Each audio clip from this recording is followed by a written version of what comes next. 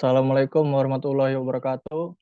Kami dari kelompok 4 yang berjudul Super Vector Machine ingin mempresentasikan hasil diskusi kami. Berikut adalah nama anggota dari kelompok 4. Yang pertama adalah Dian Safitri, yang kedua adalah Muhammad Prima, yang ketiga adalah Noval Adi Nugroho, yang keempat adalah Ayub Lumbantoruan, dan yang terakhir adalah Adi Nurjana. Next, Mas. Untuk yang pertama adalah pengertian dari SVM akan dijelaskan oleh Dian Safitri. SVM atau Support Vector Machine adalah salah satu algoritma pembelajaran mesin yang kuat untuk klasifikasi, regresi, dan pendukung. SVM secara khusus digunakan untuk masalah klasifikasi dan bekerja dengan menemukan hyperplane terbaik yang memisahkan dua kelas dalam ruang fitur.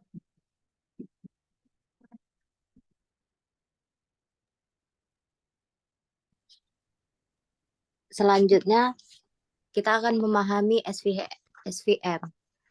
Nah, ide sederhana dari SVM adalah memaksimalkan margin yang merupakan jarak pemisah antar kelasan data. SVM mampu bekerja pada datasheet yang berdimensi tinggi dengan menggunakan kernel trick. Nah, SVM kemudian hanya menggunakan beberapa titik data terpilih yang berkontribusi yang kemudian dikategorikan sebagai support vektor untuk membentuk model yang akan digunakan dalam proses klasifikasi. Oke, selanjutnya adalah cara kerja dari support vector machine akan saya jelaskan.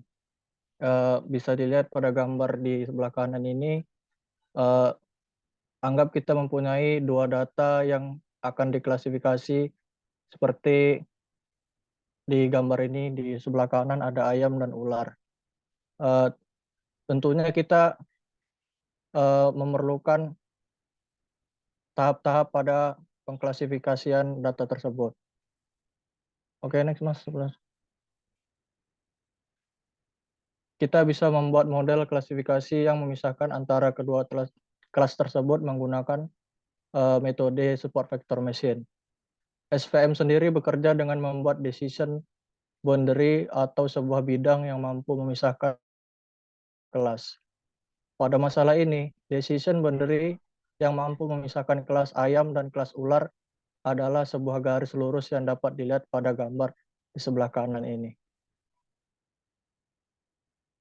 Oke, next. Cara kerja support vector machine.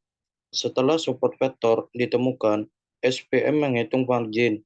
Margin bisa kita anggap sebagai jalan yang memisahkan dua kelas.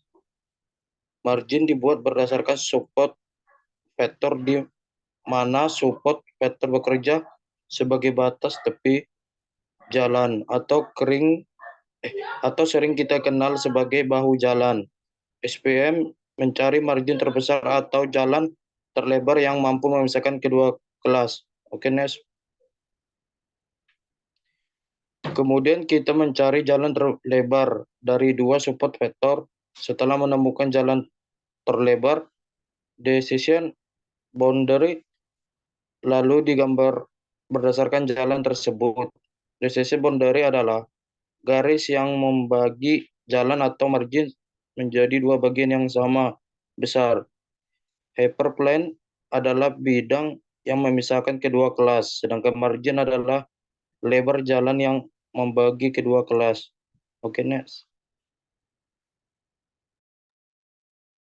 Baik, kemudian selanjutnya adalah ilustrasi proses seleksi dari support vector mesin. Di gambar pertama di bagian sebelah kiri kita dapat melihat adanya sampel data di mana dipisahkan dengan garis hyperplane, dan di data tersebut terdapat sebuah ayam dan ular yang dikategorikan sebagai support vektornya atau berupa tepian datanya. Nah, kemudian dilanjutkan di posisi tengah adalah prediksi data baru.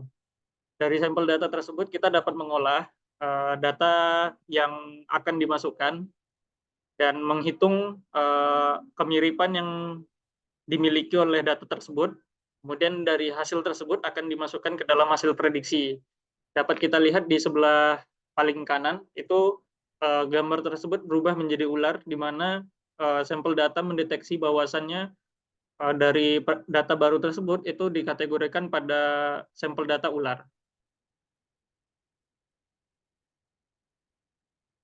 Untuk penulisan program SVM-nya itu kita menggunakan library Panda, NumPy, dan ada model selection serta SVM yang kita masukkan ke dalam Python. Dari hasil penulisan ini kita juga menggunakan train data yang melibatkan linear, poly, dan RPF dan sigmoid. Dari hasil train data itu kita mendapatkan akurasi serta confusion matrix yang akan digambarkan pada hasil berikutnya. Nah, ini adalah hasil percobaan dari program SVM tadi, di mana akurasi SVM kita menggunakan 70%. Jadi yang didapatkan adalah hasilnya sebesar 50%. Tingkat akurasi yang dihasilkan dari data yang sudah kita berikan. Adapun datanya itu adalah dua kategori, yaitu lari dan jalan. Kemudian di bawahnya kita bisa melihat bahwasanya data lari itu terbaca 62 kali sebagai lari dan 63 kali sebagai jalan. Dan data jalan juga terbaca sebanyak 42 kali sebagai jalan dan terbaca 20 kali sebagai lari. Dan pemecahan dari data tersebut, kita bisa mempunyai parameter, yaitu data lari itu memiliki nilai presisi yang sebesar 40%, dan data jalan memiliki nilai presisi sebesar 76%. Demikian hasil diskusi yang dapat kami sampaikan. Saya kembalikan ke moderator.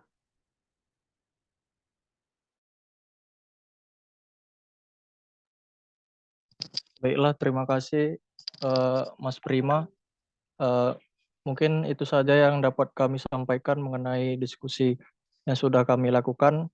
Lebih dan kurangnya mohon dimaafkan. Assalamualaikum warahmatullahi wabarakatuh.